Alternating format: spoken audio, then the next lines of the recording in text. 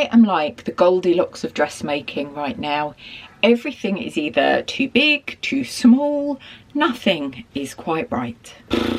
However, having said that, I still really love everything that I've been sewing recently. Hello my lovelies, welcome to my little cottage by the sea, the place where I love to stitch and craft my way to a vintage inspired and sustainable lifestyle. I have had a fabulous time sewing things recently. I actually thought that I hadn't sewn all that much, but now that I've seen the pile that I have here, I have been working on quite a lot of stuff, and this doesn't include any of my Patreon things or anything else that I might be doing. You may remember from my sewing plans video that I had this idea of really slowing down my sewing, which actually I have, despite evidence to the contrary that you're about to see. One of the things that I find really stressful is to spend long hours sewing. It's what I spent many years doing.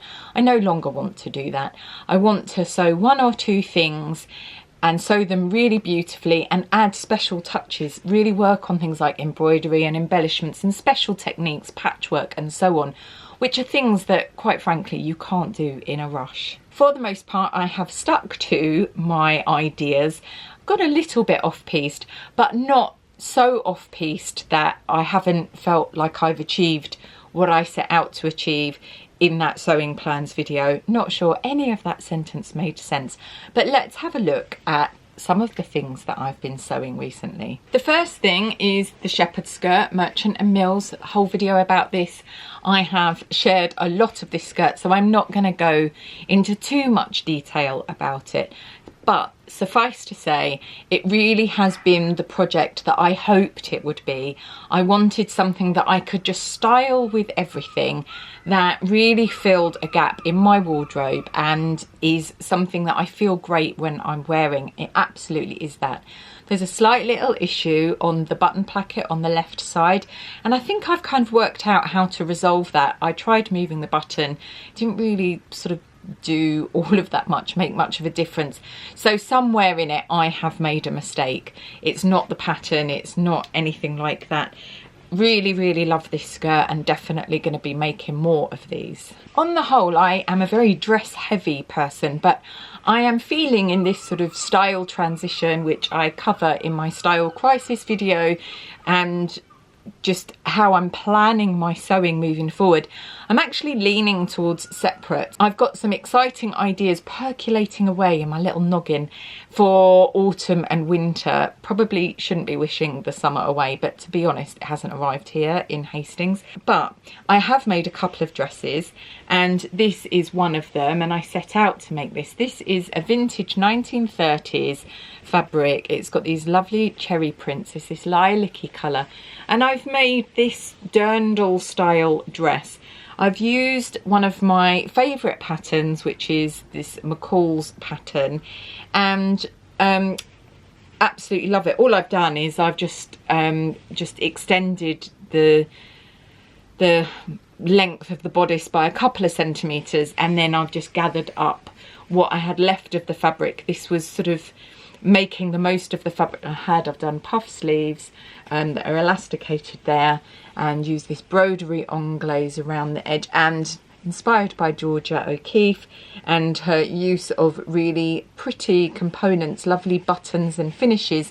I really made the effort to make this as well as possible, and I really have made this almost perfectly. This pattern used to fit me, and it still fits, but it's a dress to put on a thinner day. Whether that's particularly useful, really I want to reach for anything and be able to wear it and feel really good in it. And I absolutely love this dress. There isn't enough fabric in it to take it out, so we shall see. Maybe I'll have some thinner days and it will be really wearable, but I still really love it. Maybe for an evening out where I'm not like going for dinner, it would be a good one. But I'm really happy, really enjoyed making this, and really love the outcome. Whether or not the outcome loves me, it's another matter. So at the same time I was making that dress, and not in my sewing plans at all, as far as I can remember. I decided while I was sewing that I would sew a top version in this yellow Liberty print Betsy colourway. Same issue with this, it's a little bit tight, but how pretty is it? And what I thought I would do to avoid the fact that it was a little bit on the tight side was just to wear it as a little throw-on jacket over other things that I have in my wardrobe, and actually that has worked really well. I've got quite a few of these in really beautiful fabrics that I've made over the years, and with the exception of one of them, I think they are all on the snugger side. So don't know what I was doing when I was sewing them. Clearly using too much seam allowance, and should have not used quite as much seam allowance. But again, I don't think there's enough in the seam allowances to warrant taking it out. I'm quite liking this idea of wearing this as a jacket, sort of like those little 1930s jackets with wide leg trousers. I've managed to salvage this one through styling, so that's good enough for me. I'm just jumping in to interrupt this recent makes broadcast to say an overwhelmingly huge gazillion thank yous. I just surpassed 5,000 subscribers, which is utterly bonkers and mind-blowing. When I set up my little channel 4 years ago, it really was just to show you fabric and make things. It's just taken me on the most amazing journey, the most fabulous adventures, and I've met the most incredible people along the way, and I would never have been able to do that if I hadn't taken the plunge from being totally terrified and setting up my YouTube channel. Some of you have followed along from the beginning, some of you have joined along the way, and some of you are new here, and my heart is full of love for all the kindness that you send my way, or the lovely, interesting, inspiring comments that you send me. I'm really, really proud of this community that we're building here together, and it just fills my heart with happiness and joy to be able to spend the time doing this and sharing it with all you kindred spirits. An absolutely ginormous thank you from the bottom of my heart for spending the time with me here on a regular basis in my little cottage by the sea and sharing this wonderful adventure with me. The next two things are not actually things that I've sewn this time round, but they are things that I've altered. I wasn't wearing either of these pairs of trousers. So these are two pairs of Lucille trousers, which you would have seen. This black pair, which are looking a little bit faded now. I'm going to have to re-dye them. They'd actually shrunk a bit in the wash, and they'd sort of gone up a little bit in the leg length, which on me proportionally just throws out the proportions. It makes me look like I've got really short legs. So my lovely friend Estelle, one of my best mates, who I went to Paris with forever ago, she came round in a fabulous outfit, and it was a pair of, I think they were COS trousers, and they were short, but they were quite sort of wide utility style. And then I saw a lady who lives locally, and she was wearing something similar with a little 50s shirt. She's quite sort of 50s rockabilly, and she looked great. And I thought, you know what, I'm just going to bite the bullet and I'm just going to take these up. So I think I took up 8 centimeters, and I have worn and worn and worn these. They're in a cotton twill, so they may not be suitable for winter wear now anyway.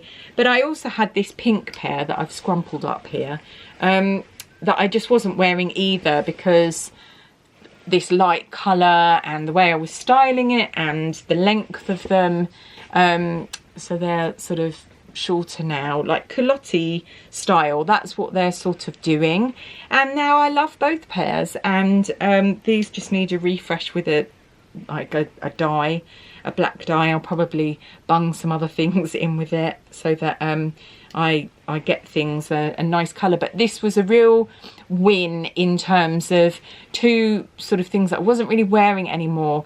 A little bit of a rethink, a reframe, a little bit of a sort of a bit of a style inspiration from somebody else. A couple of other people has given these new life, and I'm really enjoying them. in this sort of summer, not summer weather. They're just perfect. As I've been making things like that Liberty print top, I've also been making these little lavender hearts. These are actually to go in with my knitwear, so they're quite small. Oh, they smell so yummy. In the July vlog, I showed you the lavender that I bought, which is actually one that you can cook with, so I'm going to be doing a bit of cooking with it. But making lots of these, and I think I'm going to do some bigger ones, put a ribbon so that they can just hang on the hangers with my clothes, and you know, help with sort of moth and you know, stale smells, odours. Nobody wants to smell of odours, right? When Keanu gallops into the old town, I don't want to meet him smelling odorous. My next thing is this dress, and this was another win. It was a reframe, a rethink, because I'd started making these dresses way back when, and they just hadn't worked, and they'd gone into my UFO bag, which is quite hefty these days, and I started to think about how much I love this dress. So this is the Lana dress. It's a pattern that I have cut myself. I have shown my patrons, my lovely Coven members, how to do this in a quick tutorial over at Tara Stitch Coven on Patreon. And it's just a sort of 30s, you know, gathered bust tea dress with puffy sleeves and an A-line skirt that sits sort of from under the bust. I used to make loads of these as bridesmaids dresses, and I even made a few actually in beautiful double cream colour silk, satin silks for brides. It was really one of my most popular designs when I was doing bridal wedding dresses, occasion wear. And I've made quite a few of these, and they are my go-to, what I really love putting on. I tend to do them more as summer dresses. And this really beautiful silk that my lovely friend Hula Hannah gave me, because it just didn't really work for what she wanted to do. And I've made this and I absolutely love it. One thing though is that for whatever reason, I think because I had to sort of hack a skirt that I'd already made and then recut the bodice and put them together, I've actually made this a little bit big, and it's not fitting as snugly, it's not so flattering.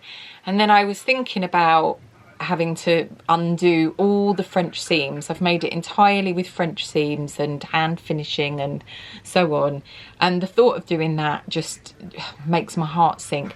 And then I thought, well, I've got loads of this fabric left over, or enough of this fabric left over, and I'm just going to create some ties and tie it on so that I can tie it at the back. I get a pretty bow, which is lovely, we all love a bow, and that will cinch in the shape and just make it fit a little bit better, because it is lovely and airy, even though it's not summer as in blue skies and sunshine, hot weather here, which is not really my preference, to be honest, because I like to stay in my crypt and talk to my bats really throughout the year. Even I am finding this sort of grey weather, but very, very hot, very humid, getting quite frizzy hair because of the humidity, is sort of annoying. But having some sort of wafty, lovely dresses that still cover up my shoulders if I do go out, if the rare moments the sun actually appears, is just perfect. And I think that actually is going to solve the problem, and this will become one of my most worn. Got to be a bit careful about washing it, however, because of the silk. My final make, and probably my favourite make other than this dress, is this top that I made out of some tablecloths. They were only small sort of squares, so they were just kind of not really a tablecloth. Again, my lovely Hula Hannah picked them up for me and sent them to me. It's got all this really beautiful cut work, faggoting work that you can see, and then all this beautiful like cross stitch embroidery. It's really fabulous. I had to sort of use an old bed sheet to make the sleeve, and I sewed sort of bits left over. I tried to really use as much of the beautiful textile as possible. I just used an embroidery stitch on my machine around the neck and around this bit. This is my Greta pattern, Greta blouse, and I really love this. It's really been a lovely project to do. I feel really, really joyful in it, and it's so lovely to use a pattern that I've created and I really love. I've used it lots of times, so I know that it's a really good one. And just by using different textiles, vintage textiles, sustainable sewing at its very best, I've made something that really is a wardrobe treasure and can be styled in all sorts of ways. I'm absolutely thrilled with this one. It's such an easy pattern to use because you literally just have measurements and you create rectangles, and then I nearly said triangles then, and that's absolutely not what you do. That's a totally different top that you would be making. You just create these rectangles, and you know, by changing how you do the neckline, you can gather it all and do bias binding if you want. You can do short sleeves, really long sleeves. You can make the sleeves more voluminous because we do love a fabulously voluminous sleeve here. You can add in sharing or elastication at the waist and create a whole different look. I know that there's quite a lot of patterns that are emulating the Dirndl dress. I can't remember what it's called, Ichthya dress, something like that. Well, this pattern does that exactly for you if you want to just have a basic pattern that you can hack in a myriad of ways. I think I'm going to go on a bit of a journey doing something with that because I think that would be a huge amount of fun. So this one, a real win from me, and actually is the thing that, as Goldilocks would say, was just right. I hope you've enjoyed having a little peek at some of the things that I've been making of late. I have had a huge amount of fun making these things and have really enjoyed the way in which I've planned things and the process. This sort of reframing of how I'm going about my dressmaking has been an incredibly joyful and beneficial and abundant thing to do. I'm now thinking about my next lot of sewing plans, and I'm actually thinking about a new way of doing that. I'm not going to share too much about that now, but I will at some point in the not too distant future. I'm actually going to take a 2-week break, or sort of a month break, but with 2 weeks actually off of filming and doing stuff. There will be stuff coming up for you, but there won't be actual videos now until September. There will be other things just to tempt your appetites, whet your appetites. Not sure how you say that in the interim. So I'm having 2 weeks absolutely time off, dedicated time to have a staycation, and then 2 weeks of a sort of staggered return, but I'll be back at it in September, all guns blazing, raring to go. Until I see you again, my lovelies, I hope that wherever you are keeping safe and well, and I shall see you soon. Bye.